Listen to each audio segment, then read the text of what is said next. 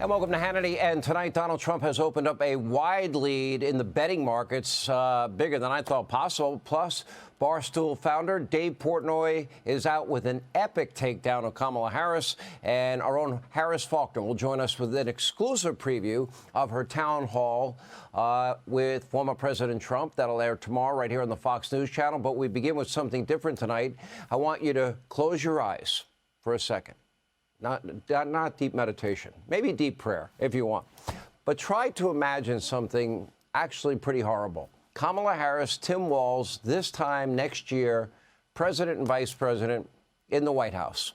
Because here's a preview of what life would be like in America, especially if they were to pass their very radical and extreme agenda, you know, like the Green New Deal. First, government spending and inflation will be worse than anything you have ever seen. Kamala has made a lot of promises with your money. This is interesting. That includes more than $1 trillion in so-called student loan forgiveness, $25,000 to first-time home buyers, and that is only the beginning. And then yesterday, because of the polls where she's lagging in terms of demographically African-American men in this country, she announced another $20 billion in forgivable loans to African-Americans to be handed out on the basis of race. And today, while speaking with Charlemagne the God, well, Kamala promised to consider a multi-trillion-dollar reparations plan. Take a listen. I am running to be a president for all Americans. That being said, I do have clear eyes about the disparities that exist and the context in which they exist, meaning history, to your point. So my agenda, well, first of all, on the point of reparations, it has to be studied. There's no question about that. And I've been very clear about that position. Now, she said this in the past. Nobody's ever asked her before. There is no amount of your money that Kamala will not spend to win a few votes. And, of course, the Harris campaign is also promising to sweeten the deal with a different kind of green, if you will. As the New York Post put it, quote, Kamala Harris urging African-American men to vote for her to legalize weed despite convicting herself 1,900 people as DA. And as we have reported from day one, Kamala Harris is the single most radical extreme candidate to ever run for president as a major party nominee. So expect to see a lot more stories like this one. Pay close attention. Transgender yacht killer serving a life sentence gets a taxpayer-funded sex change surgery thanks to Kamala Harris. This is not a made-up story. It is not AI-generated. It is not fake news. It is not a cheap fake. This murderer killed two grandparents on their boat by tying them to the vessel's anchor, throwing them overboard before, quote, grabbing a beer from the fridge and starting to fish. And according to court records, this was all part of an elaborate scheme to steal and launder enough money to pay for a sex change operation. And thanks to the policies set by Kamala Harris, she said it in her own words on tape, and we know she's out there taking this position for many years. During her time as California's AG, this killer's wish was in fact granted after murdering two people. According to a letter obtained by the Washington Free Beacon, this convicted killer claimed, quote, I did receive gender-affirming surgery and breast augmentation on April the 5th, 2023. Compliments of California taxpayers, of course.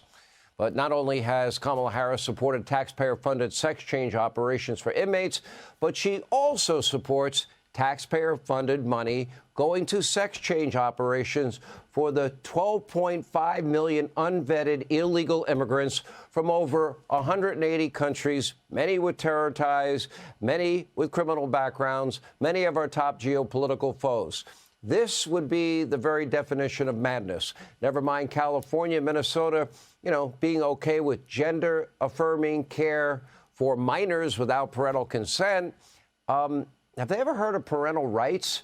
And a brand new Trump campaign ad points this out. It is so insane, it's almost hard to believe, but it's real. Take a look. Kamala supports taxpayer-funded sex changes for prisoners. Surgery. For prisoners. For prisoners. Every transgender inmate in the prison system would have access. How about we just enforce the immigration laws and secure the border, and if you murder two people, you don't get a taxpayer-funded sex change operation. Seems pretty simple, seems pretty logical, right? Well, apparently it was just too difficult for the border czar, allowed these millions and millions of unvetted illegals into our country, including known terrorists, but we don't know where they are, and people that were known murderers. And look at all the dozens of Americans murdered, dozens of Americans, including children, raped, hundreds of Americans victims of violent crime. We have allowed gang members, drug cartels into the country. And as I said, people with terror ties from countries like Iran and Syria, Egypt, Afghanistan, Venezuela, China, and Russia. In Boston, ICE detained an illegal alien who was previously convicted of trafficking fentanyl, deported under Donald Trump. Guess what? He came right back into the country under Harris and Biden, was arrested for trafficking, more fentanyl, carjacking, and assault with a dangerous weapon. And right here in the free state of Florida, 3 Biden-Harris unvetted illegals, they were just arrested for sexually assaulting a child. They also crossed over from the wide-open southern border of your border czar, Kamala Harris. And if Kamala gets elected, this crisis, you can bet, will get worse. Border Patrol officers, they are now reportedly planning to quit in droves if Kamala wins. Look at these quotes from some of these people that work on the border in the New York Post. "I'm not doing this bleep again. 4 years of hell," said one agent who's nowhere near retirement. Another agent saying lots of guys who can retire, they will go if Trump, and if Trump wins, they're going to stay. What does that say? They want the support of the American people to do the job they were hired to do.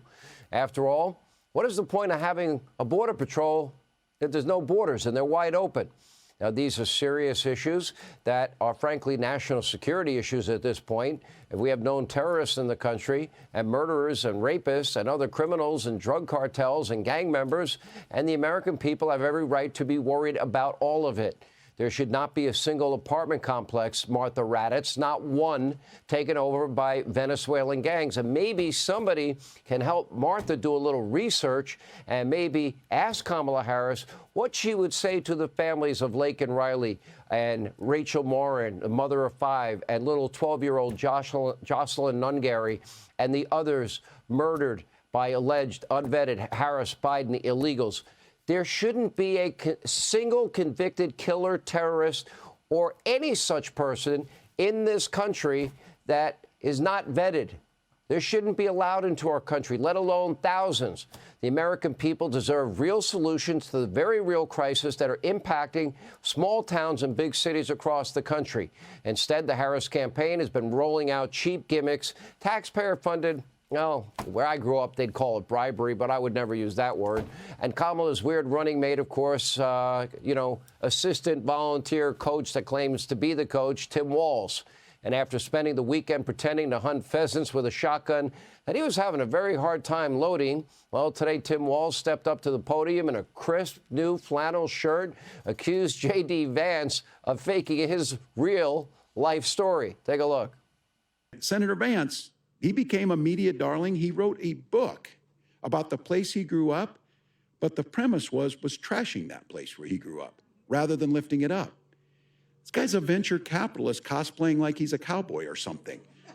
I don't even know what a venture capitalist does most of the time, because folks who go to work every day, they're the ones that are saying, what are you going to do with the policies to make my life a little better? You don't know what a venture capitalist does. You have no business being the vice president. Now, keep in mind, as a young man, Tim Walz spent a lot of time, well, gallivanting around communist China. And meanwhile, after growing up poor with a single mother, struggling with addiction, well, J.D. Vance, he enlisted in the U.S. Marines. He was deployed to Iraq. But unlike Tim Walz, he didn't lie about his rank. He didn't falsely claim valor that he didn't deserve and claim he fought in a war zone. He actually did. Vance used his service to help pay for college, ultimately law school at Yale. He was then successful in business, got into politics, and like so many other Americans, he is living the American dream, starting really at the bottom, which apparently makes Tim Walz very angry and jealous. And luckily, in 3 weeks, you can reject, and only you can reject.